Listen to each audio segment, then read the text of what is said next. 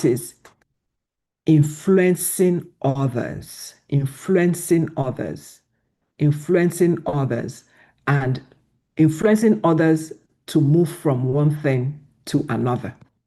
Influencing others to move from one thing to other. So there's always like a beginning, and then there is an end, and then there is a process for getting there. Okay. So a lot of the time, people wonder, does being a manager mean that I'm a leader?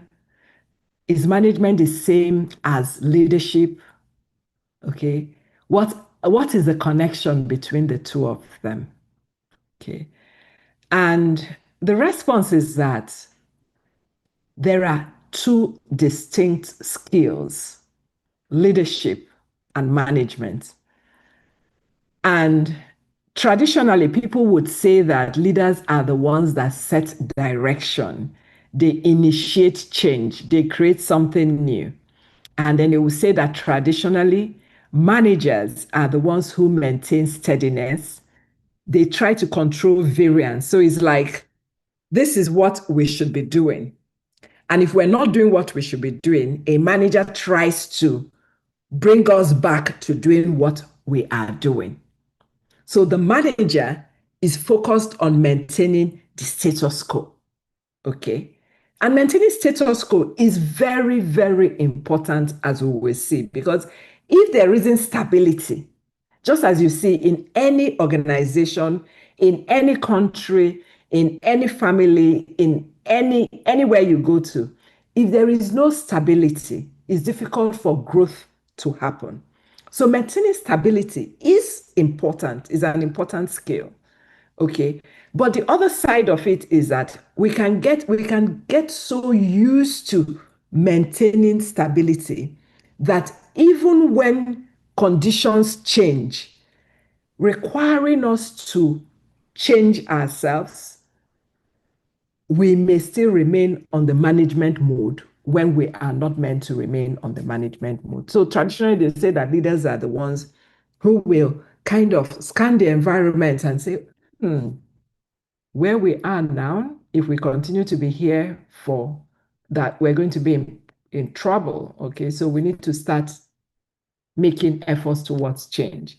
And in any case, we all need to keep changing. We all need to keep changing. Okay, so the important thing is that both skills are very important. We need to have both. We need to have both, and both are required. They are necessary and they are inseparable for any group to be effective. You need both leadership and management skills. Okay, so there's this statement accredited to a leadership expert called Professor Robert Quinn. So I want you to think about it and tell me what you think about this statement. So according to Quinn, he says that no leader is a leader all of the time. He says leadership is a temporary condition in which certain skills and competencies are displayed. So according to him, when these competencies and skills are demonstrated, leadership is present. And when they are not demonstrated, leadership is absent. In other words, regardless of a person's title or formal position, people may act as leaders or they may not act as leaders, depending on the behaviors that they display. So most of the time, people are not displaying leadership behaviors. People choose to enter a state of leadership when they choose to adopt a certain mindset and implement certain key skills. So this is Quinn's opinion, okay? And basically what he's saying is that the fact that we have a president doesn't mean that our president is a leader. The fact that we have a president of a group doesn't mean that the president of a group is a leader. Okay. According to him, leadership is a set of behaviors people choose to exhibit at a time. So if you follow his thinking, what he's saying is that there is no position called leader. Rather, anybody can choose to be a leader in any given situation. and that nobody is a leader all of the time. So to say that somebody's title is leader, according to him, doesn't really make sense. Okay. So what he's saying is that leadership skills are skills that we can all learn and we can all choose to exhibit when they are needed. Okay, so what do you think about this? Do you agree or don't you agree? So again, go to the chat and put in the chat. Do you agree with this statement, or do you think, or do you disagree with him? What parts of it do you agree with? What parts don't you agree with? And if there's anybody who has a very strong opinion about this, please let's hear from that person. Okay. So the two major points is nobody is a leader all of the time. The fact that you are the president or you're the head of a group doesn't make you a leader. Okay, so one or two people. Yes, Ngozi, let's hear from Ngozi Obiora. Okay, so if you're on YouTube, if you have sorted out the YouTube people, so we're expecting you to please also make your responses. Okay. Good evening, everybody. Yeah, good evening, Ngozi. Go ahead.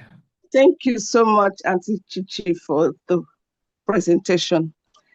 I truly agree with the statement that nobody is a leader all the time. That is why they're saying that some people can lead from the back. You don't need to be a president to lead. You can inspire an ordinary person that is not even an official, can inspire a change. And if I adhere to bring a positive change that will turn everything right, unless the leaders, the so-called leaders that are there as elected, do not allow such. But if they are listening, a positive change can be initiated from the floor. So at that time, that person initiated that thought that bring about the change. He or she is a leader as at that moment, because he or she is the one that come up with the thought or the action that bring about the change. For instance, Martin Luther too, he wasn't a leader before he bring the change that turned America upside down. He led from the back. He's not among the elected people. Thank you. All right, thank you very much. Thank you very much. And if we think back about some of the things that happened in the world, I can't remember which of uh, the North American countries. Was it a North American country, a South American country, where there was a revolution? It came from the bottom, right? And the president had to run away and all that. So ultimately, yes. So I think I agree that leadership is a set of behaviors, is a set of behaviors, is a set of behaviors. And why I agree with the point that leadership is not something we do all of the time is because there are times when we need to be managers, right? There are times when we need to stabilize things, to keep things stable. Okay, because there are times when the best decision is really let's keep things stable. Okay, and then there are also times when we need to. So thank you very much for that. And thank you all for all your comments. I can see all the comments coming in, those who agree and those who even went ahead to tell us why they agree. Thank you so much. So everybody just take a moment to check in the chat, because a lot of the learning we do in sessions like this do not just come from the facilitator, they also come from the contributions of the participants. And just because we're constrained by the large number, we don't get to hear everybody, but we can certainly read the comments that are in the chats. Okay, so that's leadership. That's leadership. Now let's look at change. What is change?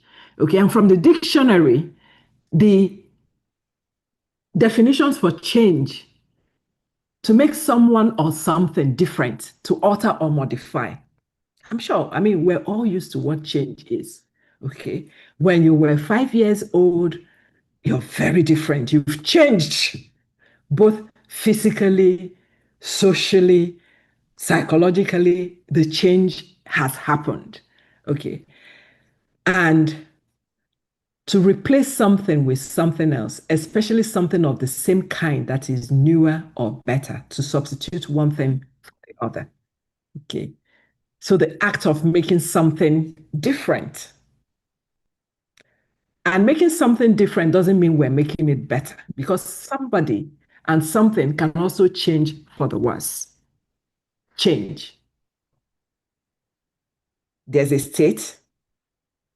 That state is altered in one way or the other, either for good or for bad.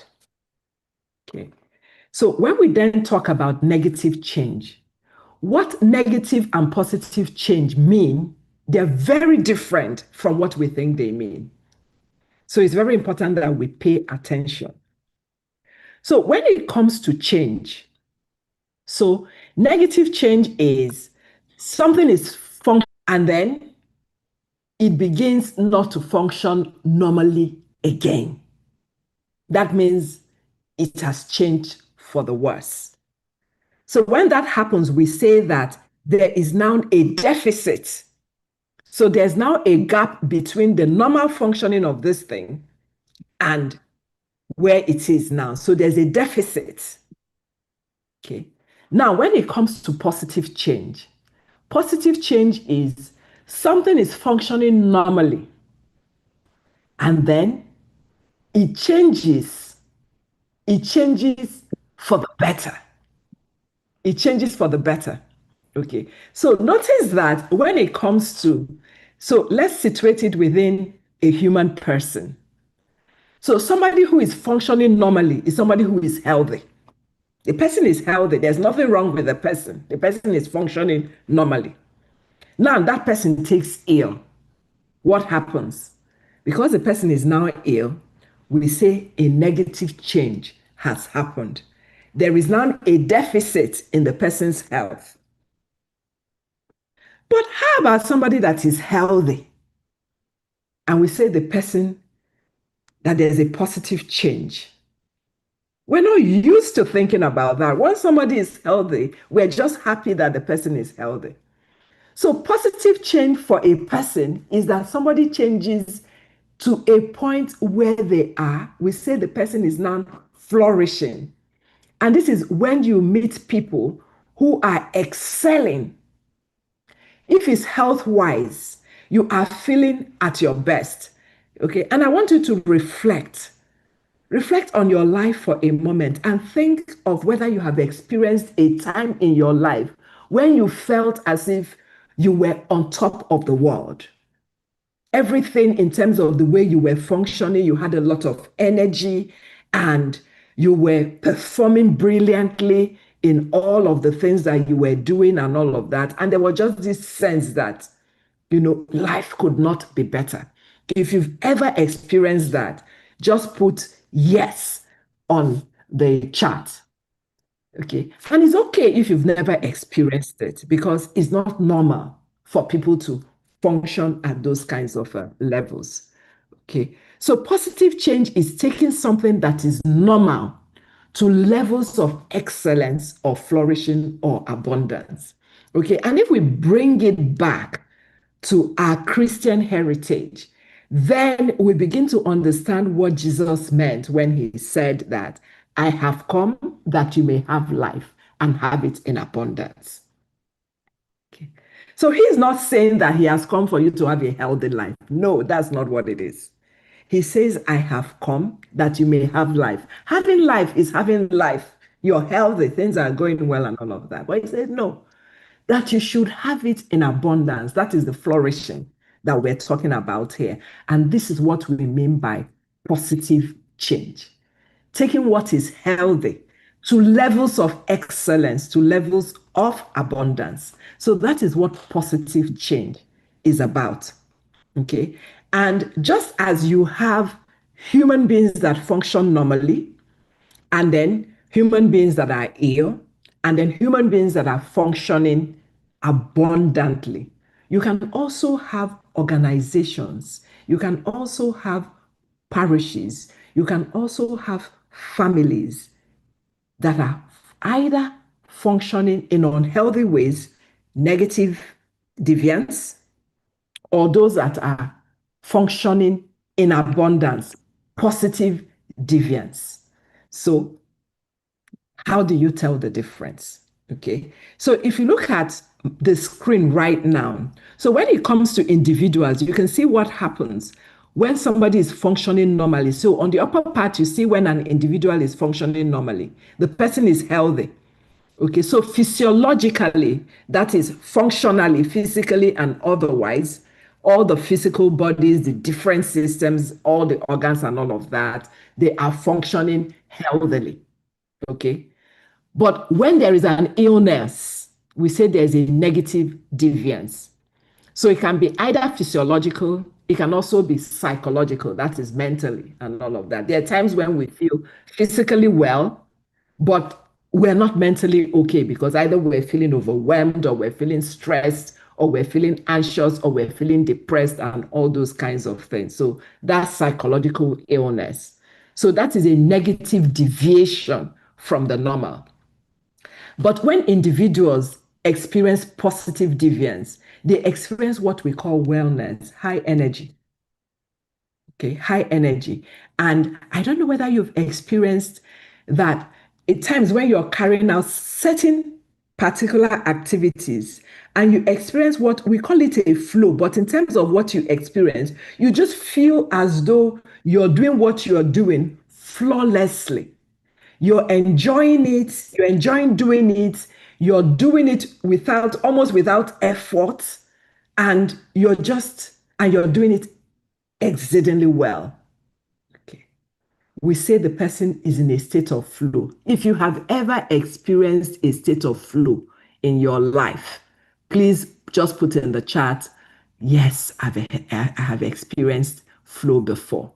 Okay. If you have never experienced it, it's something you can pray for because there is something beautiful about that. Because when you've experienced it, it's almost like understanding how God would have you be. And sometimes God gives us a glimpse of what it is so that we know what he really desires for us, the kind of life he really desires for us, so that we can aspire to it and so that we can cooperate with him to be that. So thank you. I can see Georgina, I can see David telling us that they have experienced flow before. Thank you very much for doing that. Okay, so when it comes to organizations, okay, so again, when an organization is performing normally, what do we see? It is profitable. If you are a for business organization and you're not profitable, then it means there's a problem. Okay. Within the context of the church, where our mission is to save souls, where our mission is for people to be living lives that are spiritually committed. Okay. So, what we'll be looking at is levels of spiritual commitment. Okay, and that's why there is a survey that is out now that all parishioners are invited to complete because this measures levels of it measures how healthy parishes and organizations are. Okay, and when you have a benchmark, then you know what you need to do in order to be moving it towards positive deviance. Okay, so it is effective. So if it is a particular group, so for within our own context, what is profitable has to be within the context of what is that group about. So for us in the church, it's about spiritual commitment, is about evangelization, is about so how effective are we in evangelizing? How effective are we in converting people and having them grow in spiritual commitment? Okay, and then the other thing you also look at is how efficient are we? How efficient are we? And I think that is what the parish priest that came to this particular parish, uh, uh, uh, um, the parish where masses were running late, all masses were running late. Okay, so we're celebrating masses. We can tick the box. We're celebrating four masses. We're being effective in celebrating four masses, but are we being efficient? Are we being efficient? So he took stock and he realized that we are not being efficient.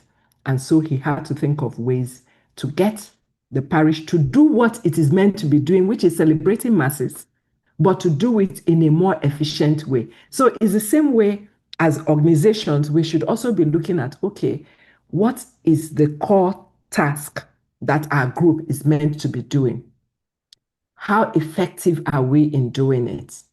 But also, how efficient are we in doing it? Okay, and these are some of the things that we look at. I know some of the participants are not too happy with us because we're not answering all your questions. But the reason we're not answering all your questions is because we're trying to be efficient with our use of time. But we're also trying to be effective because we know that the two things that LFM, the two core tasks we have right now are providing the learning, facilitating the sessions as best as we can so that people can learn, but also updating the scores. So we have to take stock of our resources and we have to make sure that we deploy them in ways that we can be effective but also efficient. Okay, so these are for the group to be normal. It has to be effective. It has to be efficient. It also has to be reliable in the sense that if the parish is there for masses, and mass is supposed to start at 9 a.m. every single day, then somebody can travel, come back, and remember that mass is always at 9, and when they go there, mass indeed is at 9 a.m. Reliable, okay, and then ethical, that we do things the right way. We're not cutting corners. We're not using devious ways to achieve what we're achieving. We are following Christ's ways in the ways that we do things. So it's not just that we get things done, but the way that we do them should also be ethical. Okay. And that we are doing so and we're coping. We're using our resources well, we're using them efficiently, and all of that. Okay. So, but that is just doing things normally. That is normal at the minimum. And every single group, every single parish is supposed to be at the minimum doing things normally. Okay. Now, when there is a negative deviance, and in terms of finances, profitability, parishes and parish groups are meant to be doing things within their resources. They should have the money to do whatever it is they're doing. Okay, so we're not expecting them to make a profit, but we're expecting them that at the minimum, they should be able to meet their expenses. Okay, so when you begin to see negative deviances is unprofitability, ineffectiveness, inefficiency, so many mistakes. People are cutting corners, doing things that are unethical, and there's a lot of conflict. There isn't harmony. You're expecting harmony in a group. In the parish, there should be harmony and all of that. But instead, there's a lot of conflict. And where the parish is healthy, people are coping. What you would see is there is something called threat rigidity. And what threat rigidity, what you will see is people who don't want to do things because they're afraid. They're afraid. It's like you ask them to do so. Oh, I won't do it. So before they will say, oh, they see something is going wrong. I won't talk before they say, okay. So there is fear. And because there is fear, people are not freely doing what they're supposed to be doing. Okay. So that is deficit. That is deficit. But when it comes to positive deviance, what do you see? Okay, you see that in terms of the revenues that are generated, there's a lot of generosity. Okay, so, and I think the first person who shared the example in his parish where he talked about the agreement collection. So, agreement collection, because people didn't know what the money was being used for, they were not raising as much as perhaps they were not raising much. But because the parish priest said what that amount was going to be used for, people were generous. People were generous. Okay. So when it comes to positive deviance, it's not just that people are effective, people are excellent. People are performing at an excellent level. Okay, so that's the positive deviance.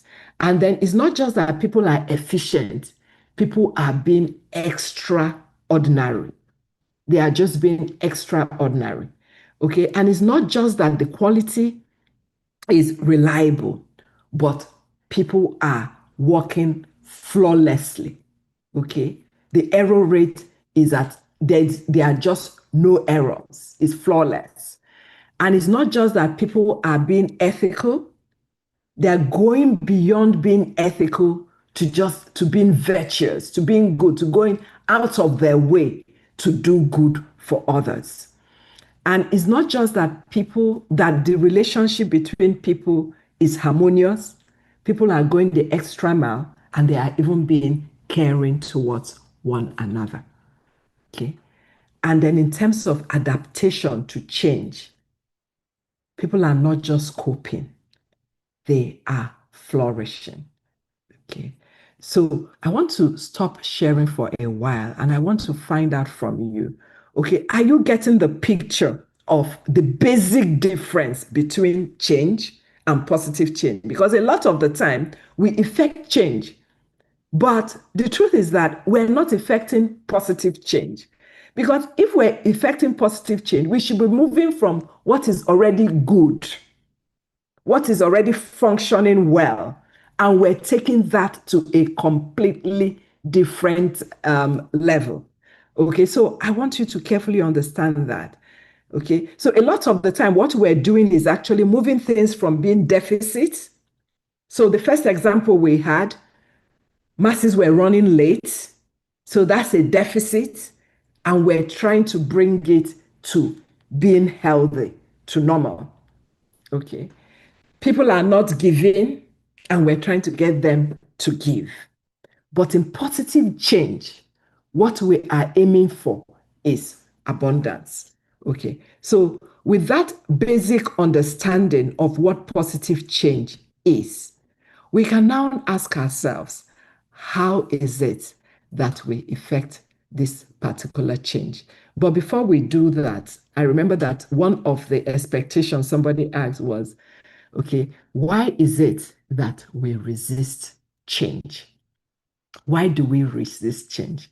And the reason we resist change is because change creates discomfort. Isn't it true? Isn't it true that change creates discomfort? Okay. Change creates discomfort. It makes us uncomfortable when we're asked to change. Think about it. You were sitting down, and before, for you to be elected into a position, I mean, you just needed to show up, and then you were elected. And then suddenly, from the ad diocesan level, it says, no, you have to complete AEMP. Okay, that is a change. That is a change. Okay, and any change in itself is going to ask of you to do things differently from how you have been doing it. So it's going to be uncomfortable. Okay? It's going to be uncomfortable. And the interesting thing is that even when the change is for good, at least maybe some people will say that being asked to do AEMP is not a positive change.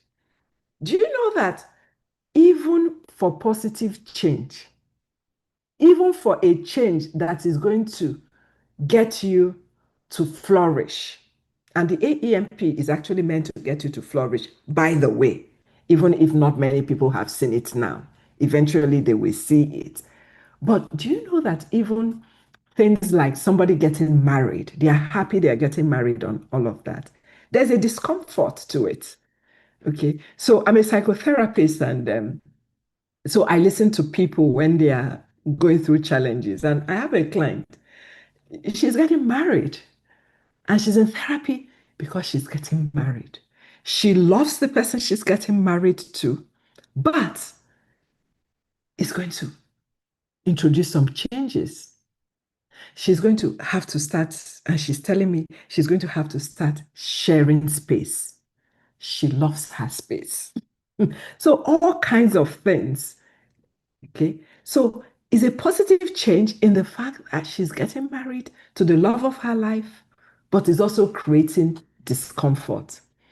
So, just as people favor health over ill health because it provides stability and predictability. So, when we're well, We can predict our lives. Things are okay. Organizations also favor stability and predictability. So when people create change, they create disruptions, even positive change. It is disrupting stability, it is disrupting predictability. And so it is uncomfortable. It's uncomfortable. So positive change, it focuses on unlocking positive human potential. It focuses on creating abundance and human well-being. Yet, we respond to those who create positive deviance the same way we respond to negative deviance. Isn't it interesting? And how you will know that this is true is go back to the Bible and think about what happened to Jesus when he came. He came to create change. He came, in his own words, I came that you may have life and have it in abundance. The change he created was positive deviance, yet it aroused jealousy. It's in the synagogue leaders because he was asking them to do things different from what they had always known. He was introducing things that impacted on stability and predictability. It aroused guilt. So think about it. If you are sincerely in touch with yourself, sometimes you are in an environment and somebody is doing something and doing it exceptionally well. If you connect with yourself, you will start to notice some jealousy being aroused in you. And if you're not connected with yourself, the jealousy will still be aroused. And you will act out of the jealousy to do things. I think in those days, I don't know whether they still use the terminology, but in those days when I was very active in parish life, they used to call it pull him down syndrome. I think it was even from Cardinal Okoje that I heard that said when he was giving a homily, PhD. He said some people have PhDs. Pull him down. Okay.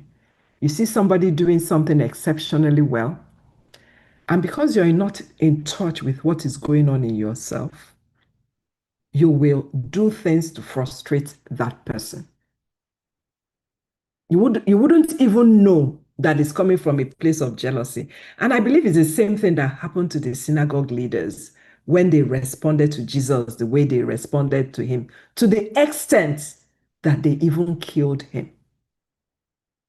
I don't believe they were in touch with their emotions. Because when you're in touch with your emotions, you will be in touch with the fact that this is jealousy. And when you recognize that it's jealousy, you will then pray about it and you ask yourself, what is it that I'm desiring that is making me to feel jealous? And what you will notice is that you are also desiring your own excellence. And desiring excellence is something good because it's something that Christ wants for every single one of us. Okay. But the way you would then go about it would be to seek ways for you to excel, not to bring somebody down. Do you see? Do you see the difference? That person can be excelling, and then you too can also be excelling. And if everybody in the parish is excelling, you can imagine what will be happening in that parish. Okay, the kingdom of God will be excelling in your parish. So that is what we should be desiring for everyone, that everyone is excelling. Not that if I'm not excelling, then these other people too should not excel. So let's pull him down. Let's pull her down.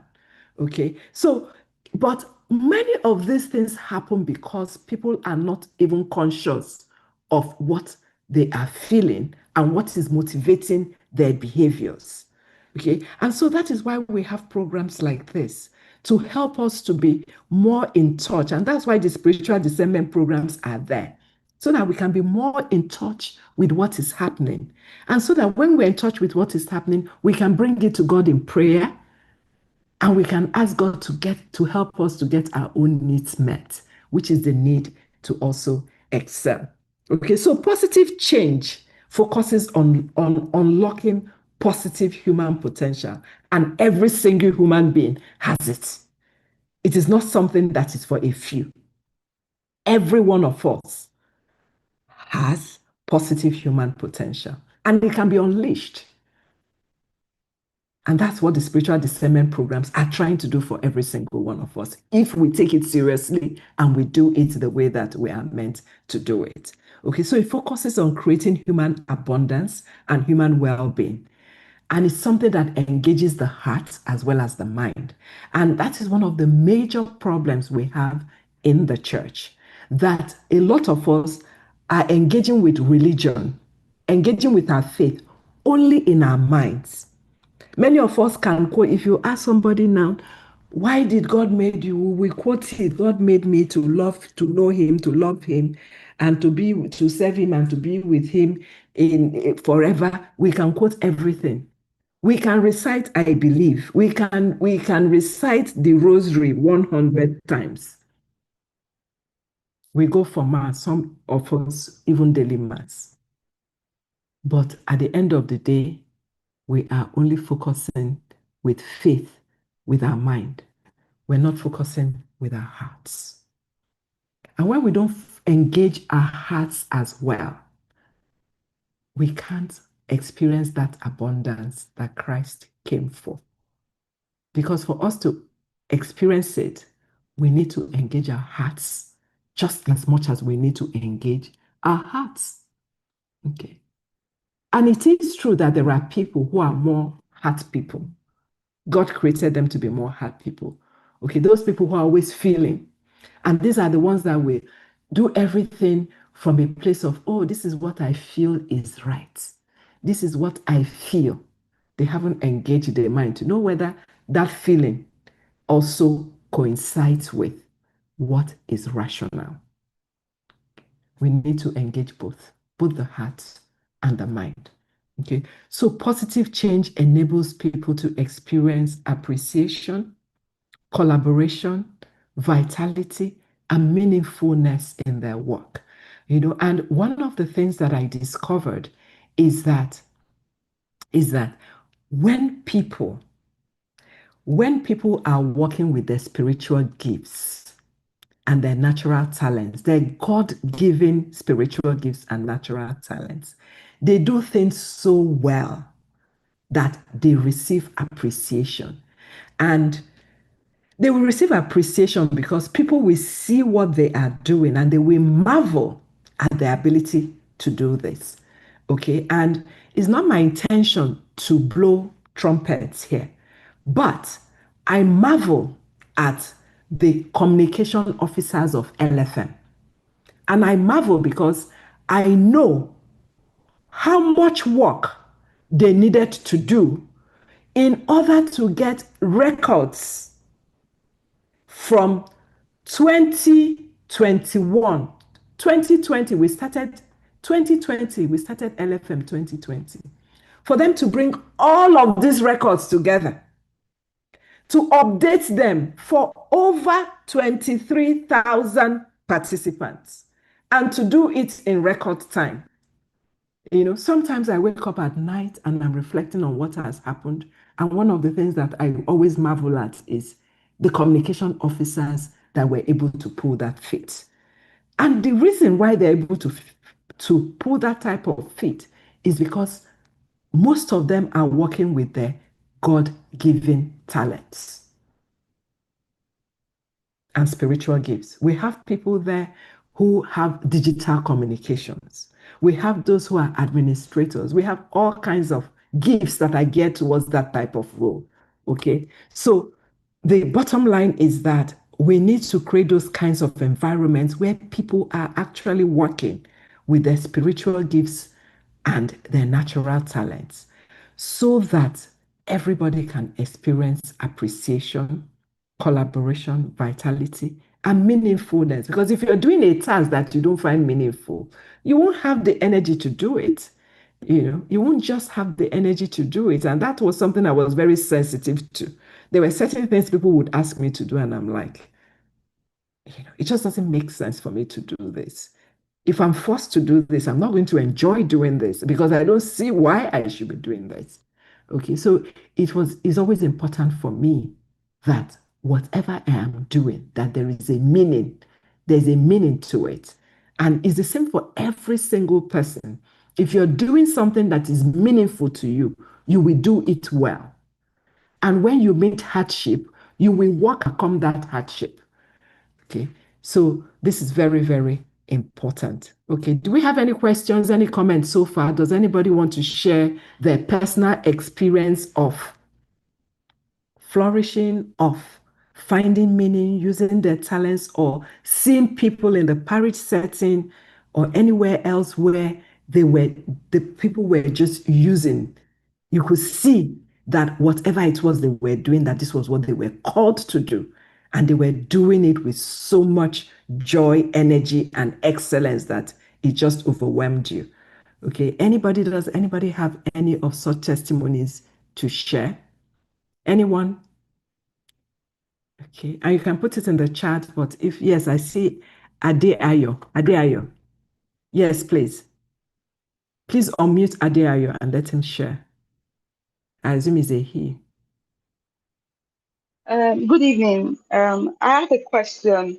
So I wanted to Yes. ask that can people act out in a positive way through performative behavior? Like you see somebody doing something very good, and then it looks as if it is done only in an aspect of his or her life, and then you hear the person in other aspects and the person is flawed. Can people do this positive leadership as a performative thing? That's my question. I don't understand that question. Are you saying that whether it's possible for somebody to excel, to flourish in a particular area of their lives and then not flourish in other areas of their lives? Is that the question? Is that your question? Okay, Adeayo needs to be unmuted because I want to make sure I understood her question. Please, we need to Yes, manage. ma. Yes, ma. Yes, Okay. that's what I'm asking. That is it possible that you see people doing this positive thing in one aspect of their life and not doing it another aspect of their lives? Yes. So my answer to that is that the fact that you've witnessed it means that it is possible. And the question is why? The question should be why. Because somebody can excel in one aspect of their life and they're not excelling in another aspect of their lives. And usually it is because they may not have the right environment in another aspect of their life where they are not doing so. Okay, so it is the fact that you saw it happen means it is possible. Yes. Okay, so Wilson wants to quickly share, right?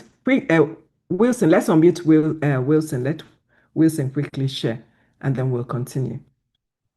Good evening, ma'am. Yes. Thank you. We are so grateful having you around. We don't know the time has even got to 1 hour plus. It means we are enjoying this lecture.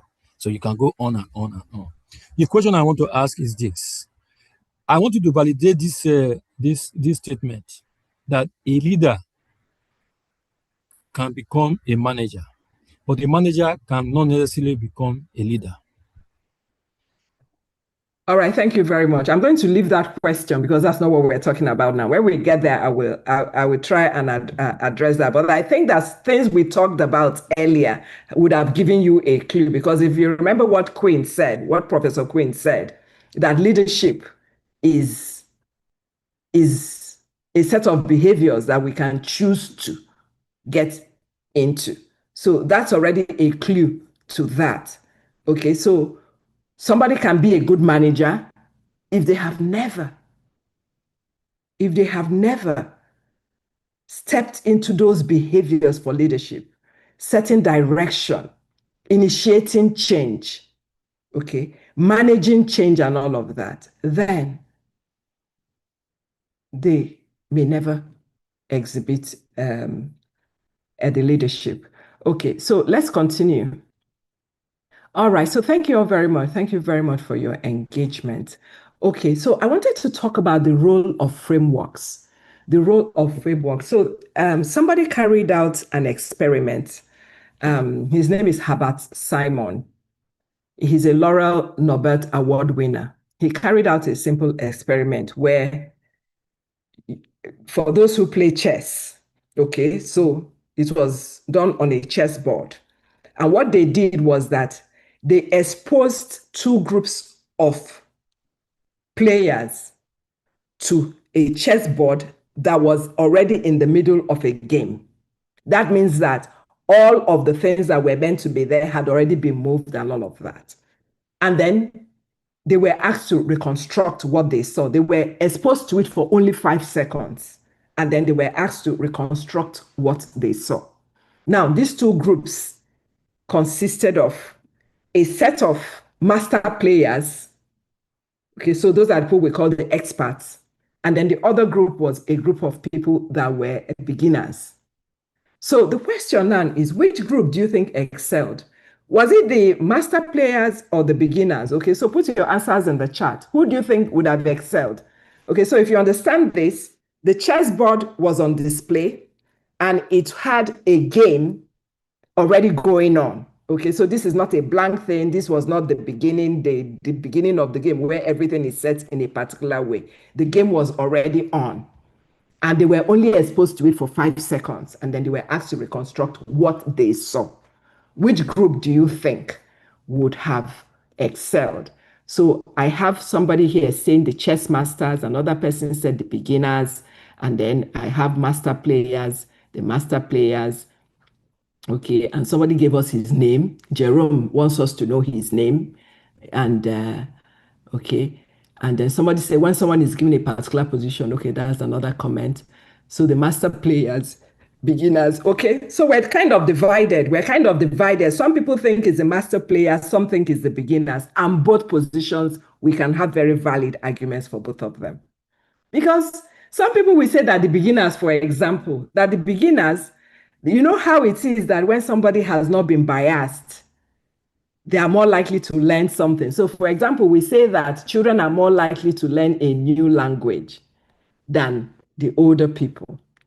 Okay, because the child will get to a new environment and they will just pick it up. Meanwhile, the adults will struggle and struggle and struggle. So there are arguments for both positions and all of that. But guess what? Guess what the answer was? Okay. So those that excelled were the novices accurately replaced the pieces less than 5% of the time. Experienced players were accurate more than 80% of the time. What's the rationale for this? So the experienced players, when they looked at the board, because they were experienced, they were already able to, okay, so what they looked at, they just picked on the things that were exceptions. They paid attention to the exceptions. I remember that in any situation, exceptions are more likely to be fewer in number. So they were able to cram the exceptions. And so in cramming the exceptions, they were able to play it better, to set it up better. But the novices, on the other hand, needed to pay attention to every single piece in order to reconstruct it. And I want to talk quite maybe a little bit more than, I won't say extensively, but I want to dwell on this because it's something that I think is so, so important for us. Okay. So the wisdom in this is that for these master players, they were able to have a framework, and that was what made it fast for them. The framework was that they already knew how a chessboard would normally look. And so because they had that framework at the back of their minds, they just picked the exceptions, focused on those exceptions. And so they just created a normal chessboard in play. and then now placed all the exceptions that they had already mastered.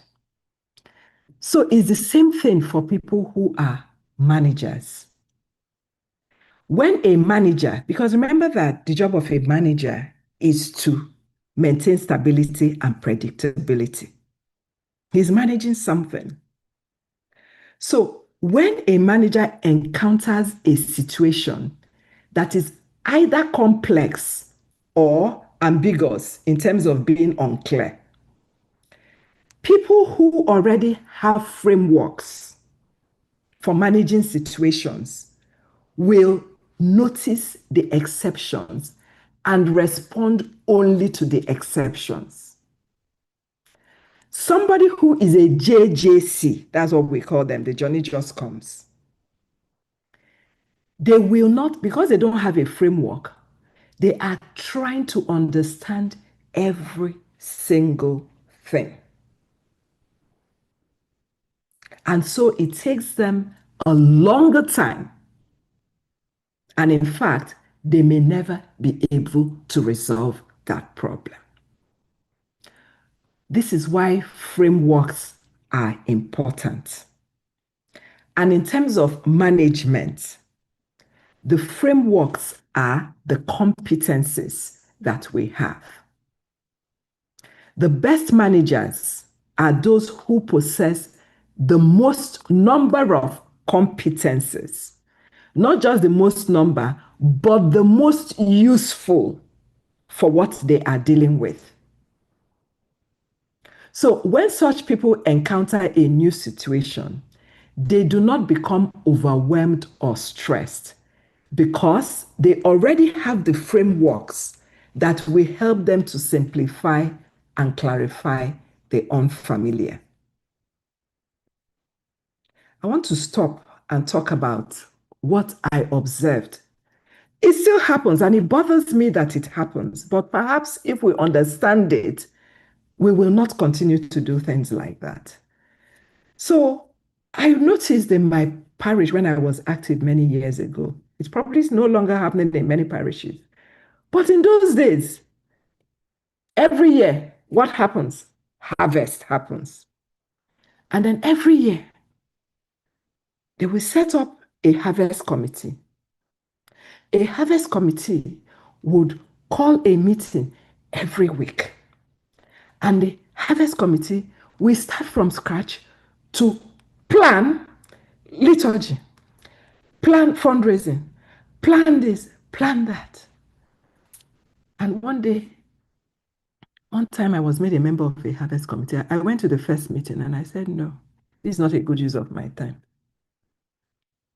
Why would we year in, year out start from scratch to do the same thing that the parish does every single year?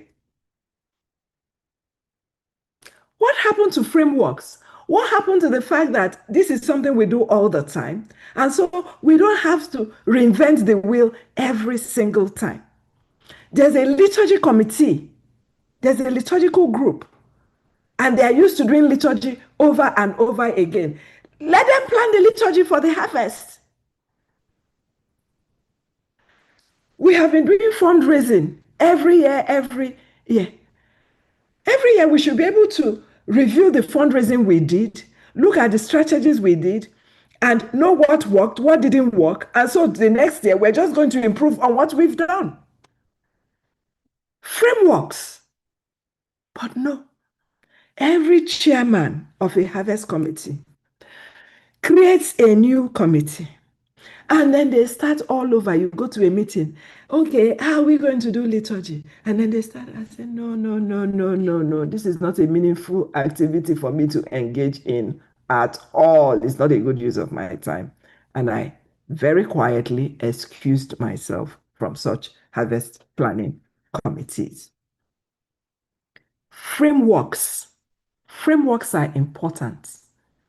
Frameworks are important for individuals, managers, competent people. Is the skills, the amount of skills they have to deal with situations. And that's why competence is important in who is made an executive. Otherwise, the particular group just keeps going down and down and down and down because the people leading do not have the frameworks to deal with exceptions. Instead, the executives, every new set of executive starts from the scratch. They start from the scratch. By the time their tenure is over, all they have been doing is trying to learn the ropes. Frameworks are important. Frameworks are important not just in terms of competencies that people have, but also in terms of having structures in place. And that's what the guidelines are there for. The structures are already there. If we're following them, the structures are there. And so we're only dealing with exceptions. And when we're dealing with exceptions, we deal with exceptions faster, more effectively, and more harmoniously. Okay. So frameworks are very, very important. And that's why expertise is also important. And that is why people who are educated and experienced do better in leadership, depending again on what they studied. Because you might have studied, say, how to make bakery. But what is required in leading people are the management skills. Management skills. So if part of baking did not teach you management, then you may also struggle. Okay. And so that's why we're doing this program to equip people with the management skills that they need to be able to carry out these activities in a way that they can do it effectively, efficiently, and in a way that rather than always dealing with deficits, they can run groups that are at the minimum functioning in a healthy state. But our prayer and our hope is that we cooperate with Jesus in positive deviance. Okay. So at the minimum, let it be healthy. And then so that you can take it to abundance, because it's abundance that we are after. Okay. So there are people who have brought up this talk that, that people can be leaders if they are not educated, that they can also excel. What? Okay, so if they can also excel in all of this, how are we going to lead people to grow and excel? Because training the mind is part of what helps us to engage the mind and the heart. And training the mind is about teaching people how to be critical thinkers. So the basic academic skills that we have are critical thinking, problem solving, reading comprehension, and writing. That's what academic skills help to instill. And we get that through education. And for us to be able to live abundant lives for ourselves and for others, we need to engage the mind, we need to engage the heart. So the mind needs to be trained to be able to engage the heart. So if we are being led by people who have not gone through that process, so who is going to do that for others? Because the whole idea is that leaders are supposed to help people to grow, help people to engage their minds and engage their hearts. So if the leader or the leaders are people who have not already engaged theirs, how will they help others to engage their own? Is it possible to give what you do not have? Okay. So frameworks are very, very important. And the parish guidelines provide frameworks. That's the parish management system. Because parishes are subject to constant changes. Volunteers change. Okay, so somebody who is on the council, after 4 years, they move. Somebody who led an organization, after their tenure is over, they move. Somebody can, the parishioners can move. Somebody who was active today might be transferred somewhere else and all of that. So these changes are constantly happening. So we need the frameworks, the guidelines to provide the stability that we need so that the growth in abundance can happen. So when we do not implement the guidelines and the frameworks that can help to achieve predictability and stability, what we are doing is that we are not helping to create the enabling environment for abundance to happen. So, unknown to us, we are actually collaborating with the devil for us to go downhill rather than collaborating with Christ towards abundance. Okay. Frameworks are important. Christ came that we may have life and have it in abundance, not for us to be healthy, but for abundance. For abundance to happen, we have to be healthy. We have to create stability. We have to create predictability. The guidelines help to create stability, predictability, because it is not each person comes, those things according to their whims and caprices. When that happens, there isn't predictability, there isn't stability. But if we're following guidelines, then we're helping to create predictability and stability. And we're creating the environment for abundance to happen. So it's very important that we understand why we are doing what we are doing. Okay, the AEMP that the Archbishop approved is not because the Archbishop wants to inflict punishment on people. Far from it. The Archbishop is very compassionate, always thinking and concerned about how we can make this, how we can reduce the stress for people. But as we saw earlier, any change means it's taking us out of our comfort zone. Even good change takes us out of our comfort zone. So we're all going to experience discomfort. But we have to embrace that discomfort and we have to rely on God to give us the strength to be able to do that and to help us to deal with the anxieties that come when those things, happen. Okay. So let us collaborate in creating that predictability and that stability so that we're only dealing with exceptions and not constantly reinventing the wheel. Okay. Constantly building, trying to meet deficit gaps. Okay. The AEMP is geared at unlocking positive human potential so that we can create abundance and human well-being for all Catholics in the Archdiocese. Okay. So do you have any comments? I'm going to stop here to take comments and questions. Any comments, any questions? Okay. I say I'm taking my time, and in taking my time, I know that I'm kind of behind. So I'm going to be speeding up in a short while, but I wanted to create this background so that we understand when we understand why we're doing what we're doing, when there is meaning, then it helps us to engage meaningfully, right? Yes, so I see James has his hand up. James, yes, please quickly ask your question. If you have other questions, put them in the chat and I'll just quickly look at them too.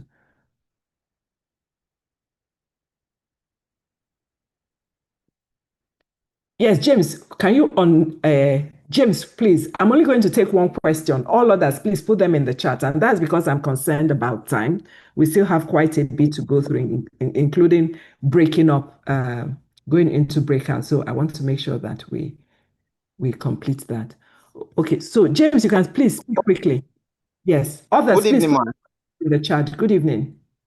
Yes, ma. I'm actually actually very interested in that part you mentioned about creating a framework for harvest. Especially harvest is a particular event that happen every year, and I happen to be harvest team member. So I don't know if the AMP provide a framework for harvest. I just want to know. Yes, if you go to the parish guidelines, you will see, if you go to parish finance and administration, you will see the framework for harvest. Okay, so liturgy, allow liturgy to do liturgy work. Fundraising group, you focus on your fundraising and all of that. It's not reinventing the wheel. I think what people do is they start all over again and use the existing structures, use the existing structures, and then the parish finance council should also provide policies and guidelines for fundraisings and things like that, which should be reviewed annually, updated, and all of that, so that people don't have to constantly reinvent the wheel. That's my response, to that. Okay. Thank you, ma. All Thank you. right, you're welcome. Okay. All right, let me continue because I now know that I don't have too much time and I don't want to keep you here beyond your time. Okay, so that was just the intro, the leadership, positive change, and what change and positive change is. Now, this is a framework for creating that positive change. Okay, so this is the next section where we're looking at how do we then create that positive change. Okay, so there are steps, and this is just one framework. There are other frameworks, but this is one type of framework, and this is the one that we are using. So the first step is to establish a positive climate. To establish a positive climate. So if it is a change, a positive change in the parish, establish a positive climate. If it is in the family, establish a positive climate. If it is in your parish organization, establish a positive climate. So we're going to talk about how we do each of these steps. The first thing is for us to know the steps. So create a positive climate. Then the second one is create readiness for change. Create readiness for change. And then the third step is to articulate a vision for that change. Okay, so the vision for the change is always like, okay, what is the end game going to look like? What is the end game going to look like? What is that vision for the change? And then the fourth step is to create commitment to that vision. And then the fifth step is to institutionalize the change. So to make it part and parcel of that particular group. Okay. So, and it's a cycle because you also want to maintain the momentum for that change.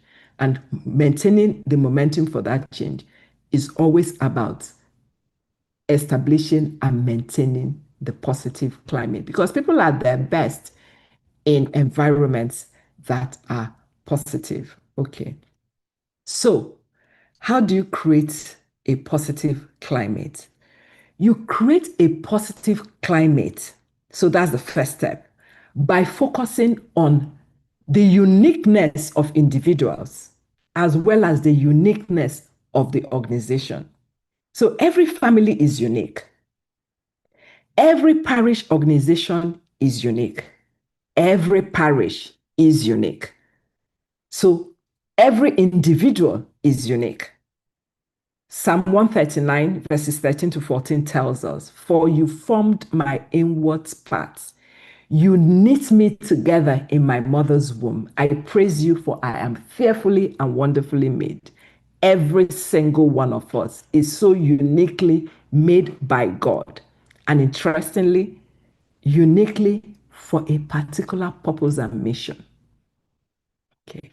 So we create positive climates by focusing on each person's uniqueness. And that's what the discernment program is focused on doing, helping you to understand what your uniqueness is by identifying what your natural gifts are, your natural talents, and your spiritual gifts are, so that you can focus on them.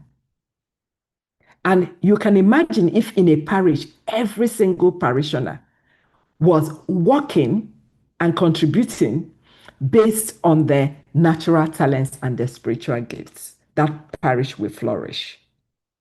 Okay. So in terms of the parish again, Again, every parish is unique. So you have to discern your uniqueness. So a parish in Mushi, for example, is different from a parish in Surulere.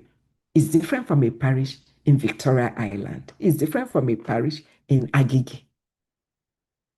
Because one, starting from the environment, the particular needs are different.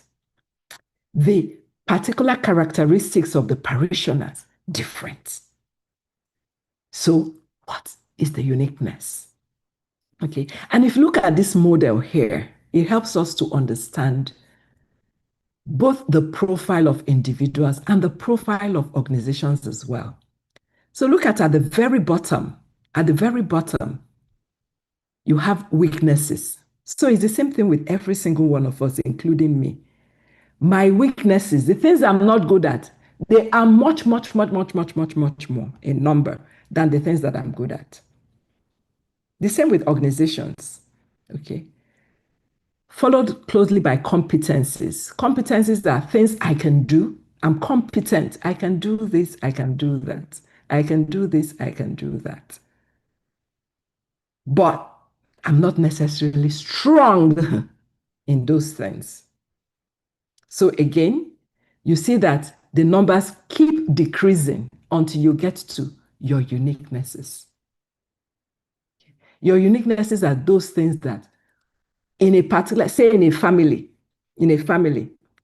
there are certain things that only one person can do so brilliantly. No other person can do it quite like that. It's the same in parishes. It's the same in companies. It's the same in your parish organizations and all of that.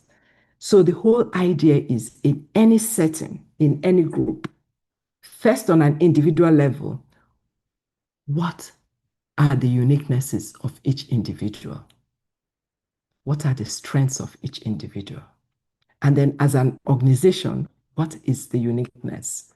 Okay, so and that is why in a parish, for example, it doesn't make sense that you have different societies, you have different groups. And then each year you find the same groups wanting to do the same things. No, each group is supposed to focus on its own uniqueness. Because if each group is focusing on its own uniqueness, then everything in that parish will get done. And there is no point having two groups that are doing the same type of things. That is where you have conflicts, which are unnecessary because there are more than enough work for everybody to do. So there's no reason why two people should be struggling to do the same thing. And no reason why two groups should be struggling to do the same thing. Okay. So that is the first way you create a positive climate, focusing on people's uniquenesses and the uniquenesses of organizations. And when that happens, people will excel. You just find that you're appreciating people. You're saying to these people are doing exceptionally well. People are doing this. There's a lot of that. And because there's a lot of compliments going around, everybody is being complimented, then there's positive energy. There's a positive energy in the group. Okay. So you create positive energy networks. So that is one way you do that. Another way you do that is to do what we call creating positive energy networks. What do we mean by positive energy networks? There are people that are naturally good at encouraging people. I don't know whether you've come across them, but I know them and we have them in our group as well, LFM. Okay. No matter how bad things are, they will see the good and they will point out the good. Positive energy. They release positive energy. Okay. So you create such energy networks. Such people, you put them in central places where they are releasing positive energy. And you as a leader, as an executive, you always make sure that you are pointing out the positive things. You're releasing positive energy. Okay. And that's part of the reason why, for us to create an enabling learning environment on our programs, there are certain comments we don't want on our platforms because they release negative energy. And when there is negative energy being released, it impacts people's ability to learn. And it also impacts people's this ability to be at their best. And so that's part of why we have the rules that we have. We have separated our learning environment from our complaining environment. We have a process for complaint. We maintain a conducive learning environment for our participants. So please join us in releasing positive energy networks on our platforms. Okay. And also you ensure a climate of compassion. Okay. Somebody is not feeling well, you express compassion. Okay. Sadly, we have had people who were bereaved during the program. We express compassion. Okay. When people do things that they shouldn't do and they apologize, we forgive them. If they don't apologize, we encourage them to apologize. When people do things that are exceptionally nice, we express gratitude. Okay. These are all the ways that we establish a climate of positivity. Okay. And we encourage people to use their strengths, to contribute their strengths, their best selves. Okay, so this is how you establish a climate of positivity. So it's something you can do in your families, in your parish groups, in your parishes. And then the next step is creating readiness for change. So to create readiness, you have to benchmark best practices. So it's not okay. I mean, nobody is going to be interested in changing if you tell them. If, most of us, when things are going well, when we're functioning healthily, you're functioning healthily, and then somebody starts to talk to you about abundance, and you are looking at the person, you don't understand what are you saying by abundance, until the person describes abundance for you and shows you what is possible. You won't even desire to go there. As far as you're concerned, everything is normal, right? So you have to benchmark best practices. Okay, this is how we're performing now, but best practice is this is how we should be performing. We raised 120 million for a building project for the church, but we spent 10 million last year. Guys, we can do better. We want to be able to raise 150 million, but we don't want to spend more than 1 million. Benchmarking. We don't want benchmarking. Okay, so best practices, you benchmark. Another way to create readiness is to institute what we call symbolic events. Symbolic events. So a symbolic event is where you tell people, you tell people that, okay, this particular thing, you can bring up something, this symbolizes how we were when we were always having masses that will extend for 10 hours, or I'm exaggerating now, for 2 hours, and people start to check their phones or whatever. You can draw up something to symbolize that period. And then you can say that, no, in this parish, this is never going to happen again. And so we are going to have a ceremony to say no more or whatever, and you do whatever, you have a symbol for that, and you have another symbol for where you want, whatever, but you have an event, a symbolic event to say this is no more. And one of the examples that a particular company gave, a particular company that was producing vehicles, they were producing cars, and they produced one particular car that did so badly in the market that their garages were filled with a car nobody was buying. When they had a new CEO, the symbolic event that he had was to call everybody around. They put the car on some pedestal, and then they burnt it. And then he said, is to symbolize that this type of mistake should never happen again. Okay. And then you also create readiness for change by creating a new language. Okay. So in LFM, when we started, a new language is that we are servant leaders. We have to be servant leaders. We're not the people who are going to be lording it over people and all of that. We're servant leaders, and we're advancing God's kingdom. There's a purpose for the work that we're doing. So you can create a new language.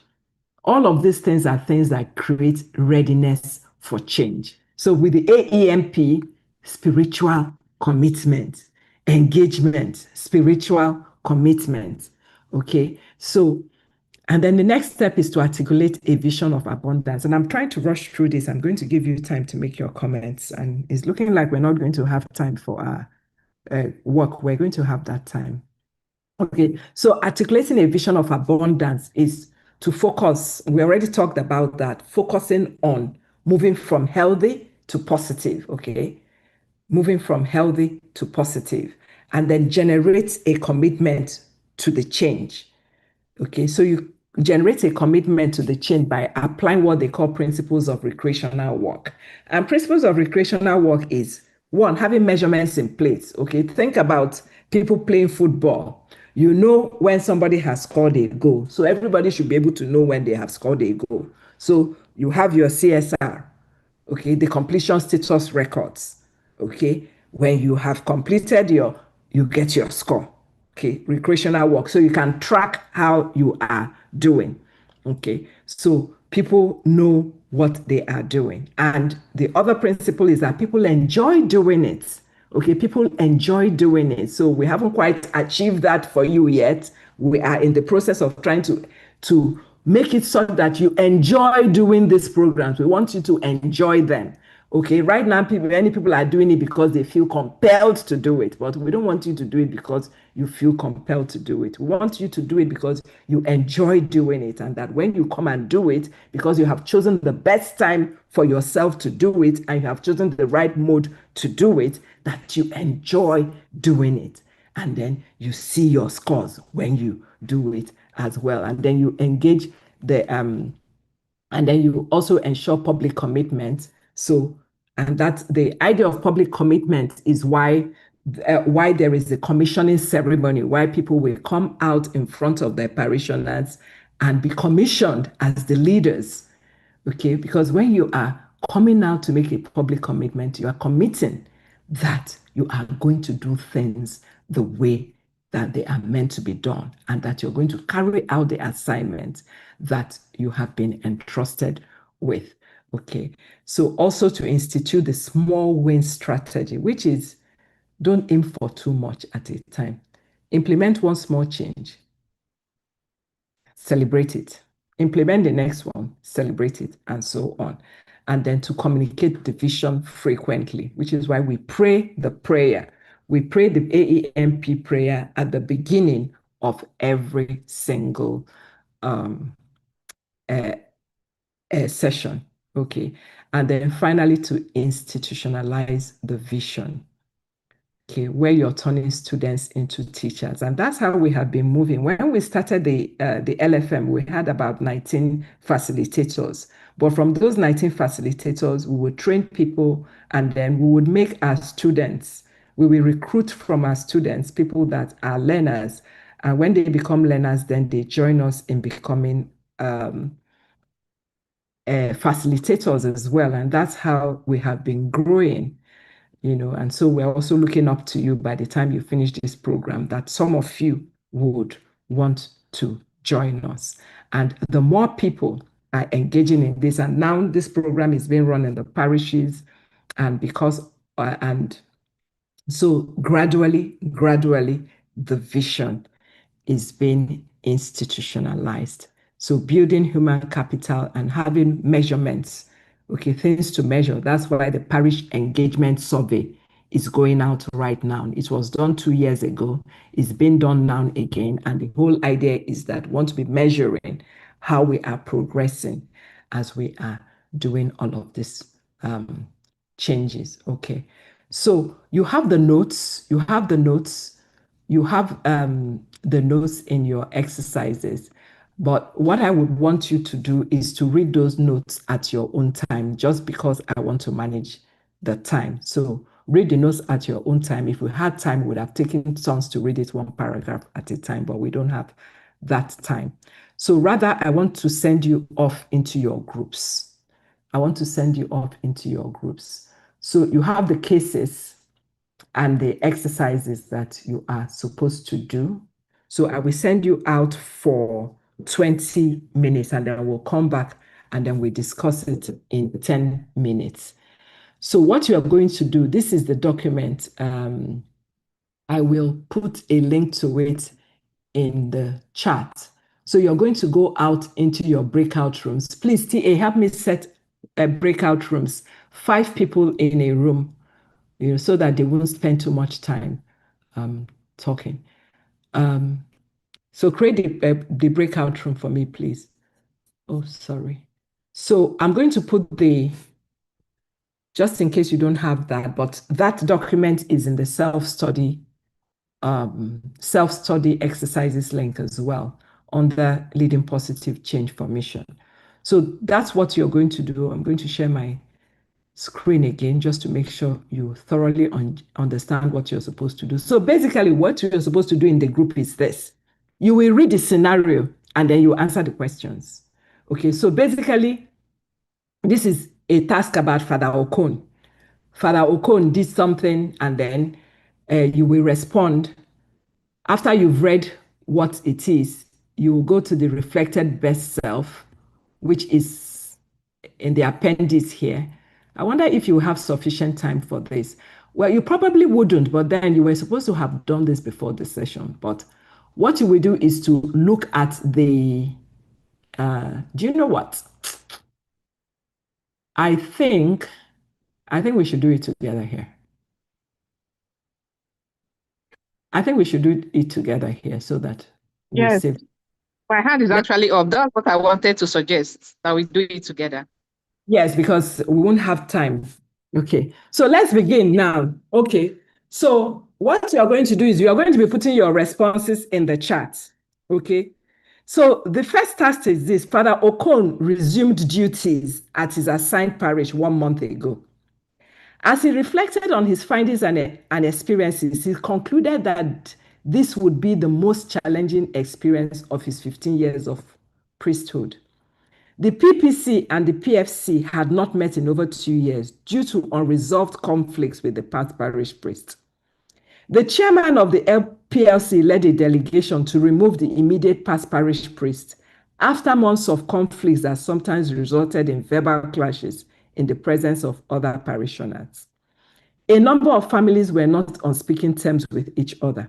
One family had even accused another parishioner of arranging hired assassins to attack him. The parish finances were in disarray. In spite of over 500 middle-income households in the parish register, the monthly collections were inadequate to maintain the parish. There was hardly any money in the parish bank accounts. So this is what the parish priest inherited. But not one to give up easily, he had already begun work by sharing some of the exercises he got from the AEMP he attended 2 years ago to all his parish leaders.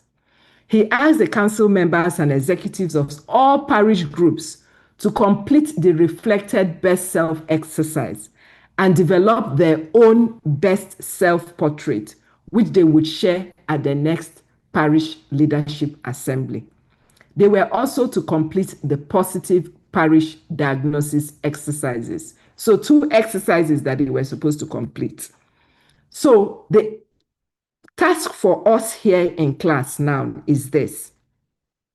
You are supposed to read the reflected best self and the positive organizational diagnostic exercise. So this organizational diagnostic exercise is something that can be used by parishes.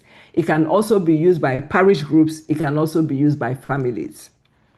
So you're supposed to read them in the appendices. And then you're supposed to review, after you have reviewed the context of these 2 exercises, you are supposed to reflect on how the parish leadership assembly would go if everybody was to complete that exercise as directed. So this is an imaginary exercise where you imagine that everybody did this exercise the way they were supposed to do it, and then they now came for the leadership assembly. What do you think would happen in that group? So that's the first question. The second question is, do you think that this same exercise could be applied to your parish or parish group?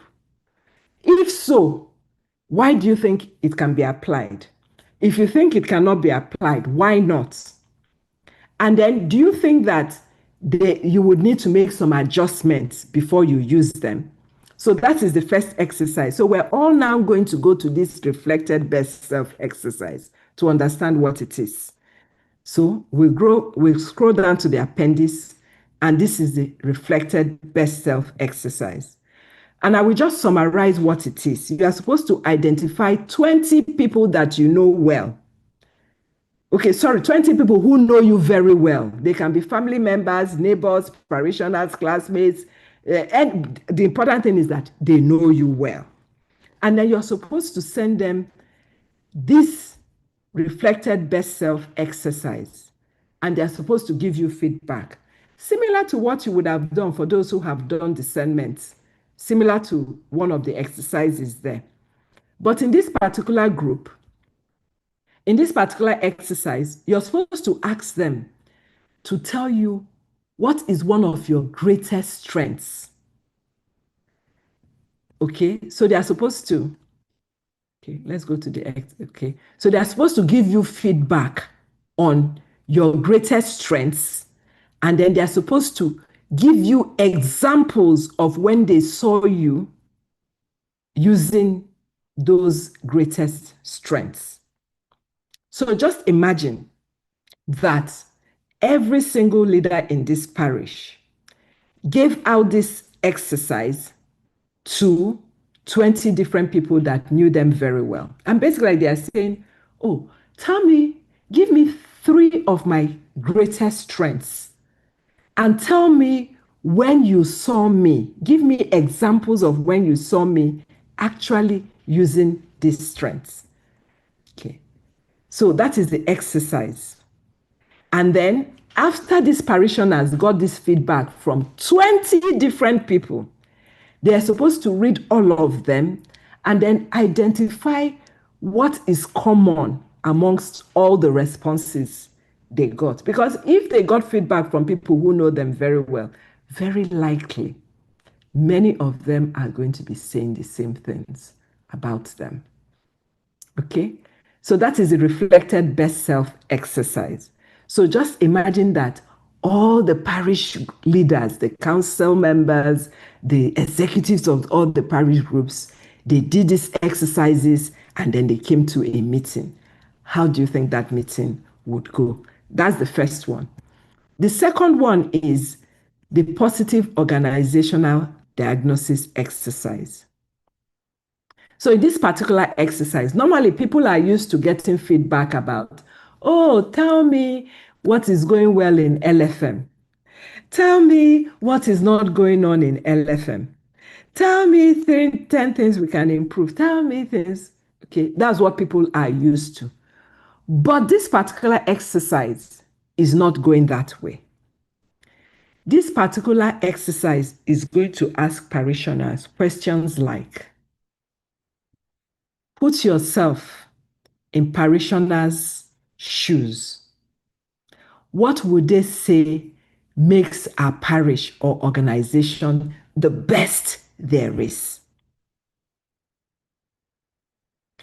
Or if it is your mission, your group, for example, what do you love about this parish or this organization? What makes you want to come back each week to this parish? And then they're asking parishioners, who are the leaders that you admire the most and why? So if it's parishioners, you're asking parishioners, who are the people, who are the leaders here, council members, groups that you admire the most? And why do you admire them?